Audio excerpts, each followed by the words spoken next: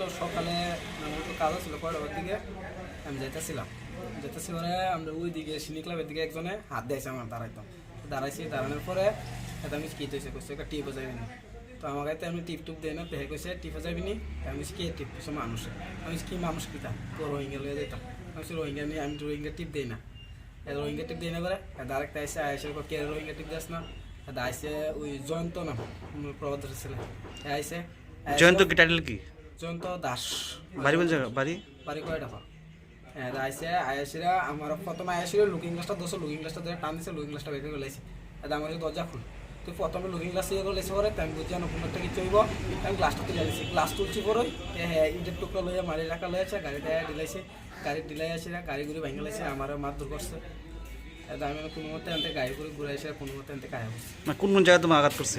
আঘাত করছে মাথাতে করছে, গাড়ি দোষ ছিল 7:30 সিরালাইছে, পিঠে ঘুষি দিছে না, এই সাইডও করছে, মাথার ভিতরে 2টা ঘুষি দিছে, এই সাইড একটা করছে।